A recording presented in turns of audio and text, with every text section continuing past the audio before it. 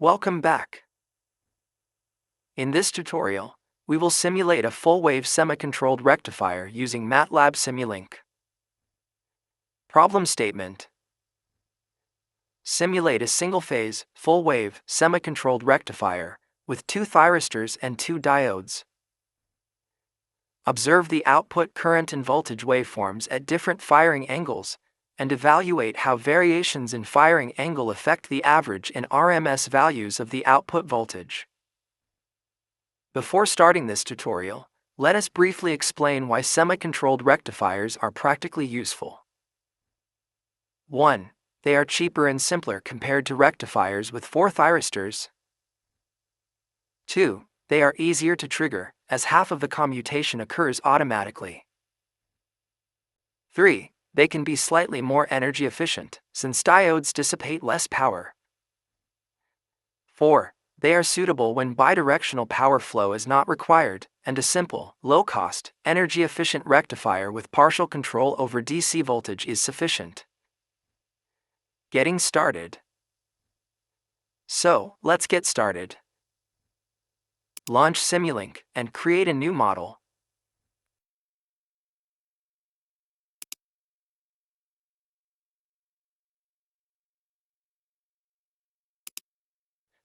Save the model.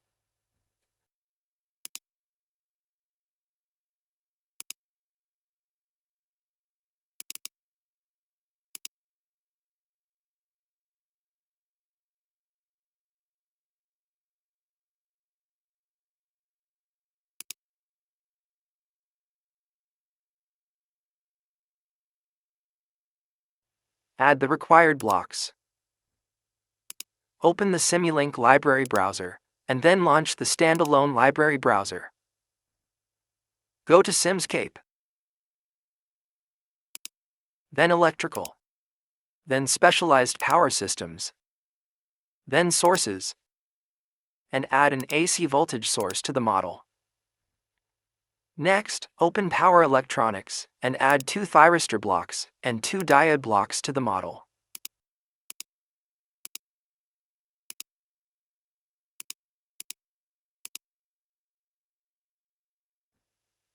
From Sensors and Measurements, add a multimeter block, an RMS block, and a mean block. From Passives, add a series RLC branch. Also add a Power GUI block to the model.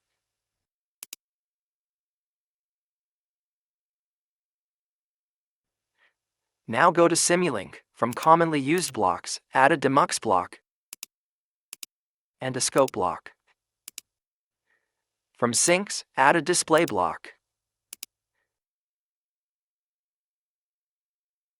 From sources, add a pulse generator block to your model. From continuous, add a transport delay block to the model. Arrange and connect. Let's begin by arranging the blocks for connection.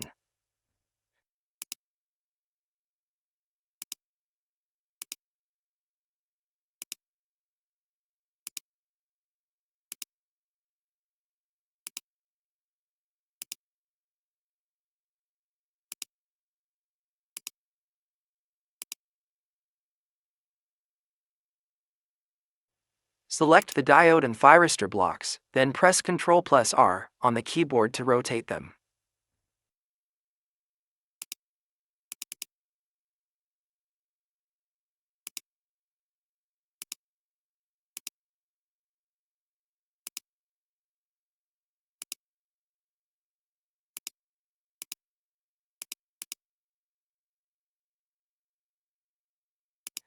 Now make the necessary connections.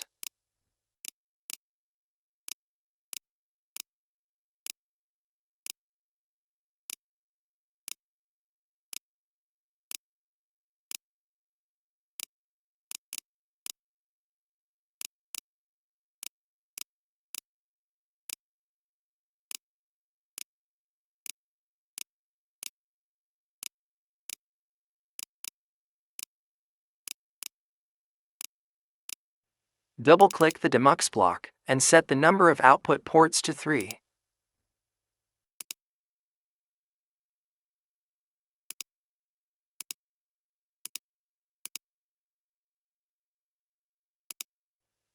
Open the scope. Click the gear icon. Set the number of input ports to 3 and click OK. Next, click View and adjust the layout.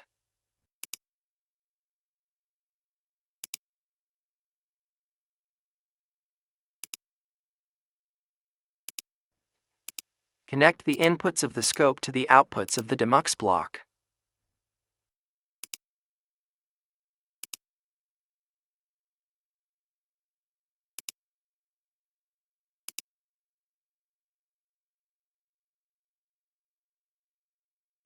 Open the Power GUI block, set the simulation type to discrete, and reduce the sample time to improve accuracy.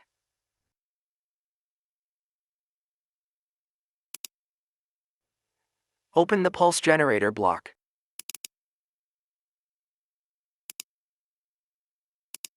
Set the time period to 1/50 for a 50 Hz supply voltage. Enter the firing angle in seconds. For a firing angle of 30 degrees, enter 30 divide by 360, then again divide by 50.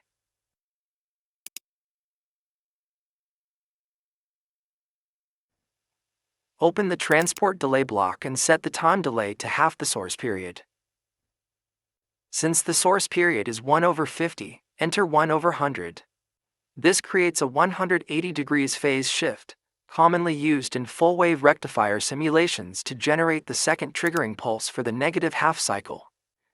Double-click the AC voltage source to open its parameters. Set the peak amplitude to 311 volts, the frequency to 50 Hz, and under measurement, select voltage from the drop-down menu. Click OK to save the settings. Open each thyristor and diode block, and disable the measurement port.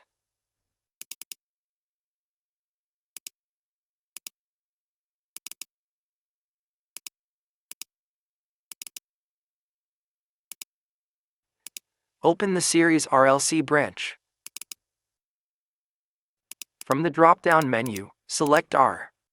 Set the value of R to 10 ohms. Under measurement, choose branch voltage and current. Open the multimeter block.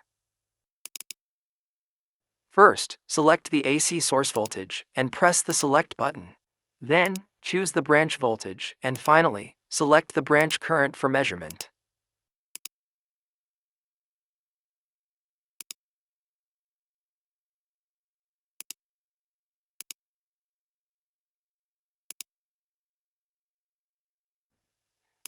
Open the mean block and set the frequency to 100 Hz, as the output of a full-wave rectifier exhibits a frequency that is twice that of the source voltage.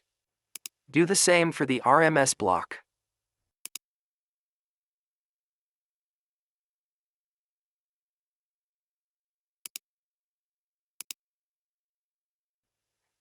Go to Simulation tab, set the simulation time to 0.08 seconds, and click Run to start the simulation.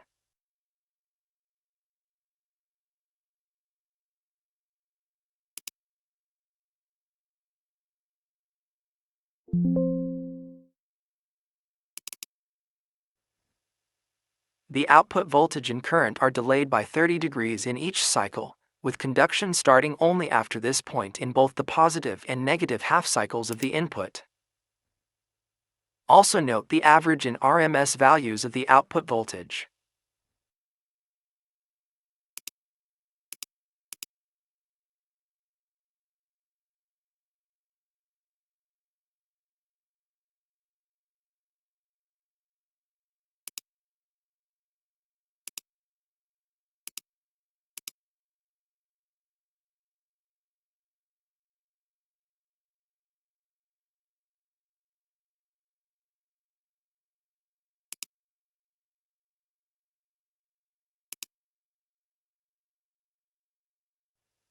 Next, set the firing angle to 90 degrees and examine the results.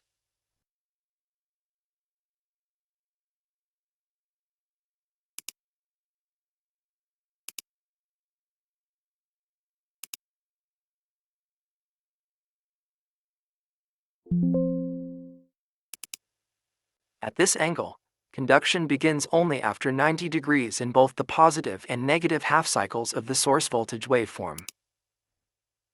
Once again, record the average in RMS values of the output voltage. A noticeable decrease in both values can be observed as the firing angle increases. Download the model from the provided resources and test additional firing angles to observe the output.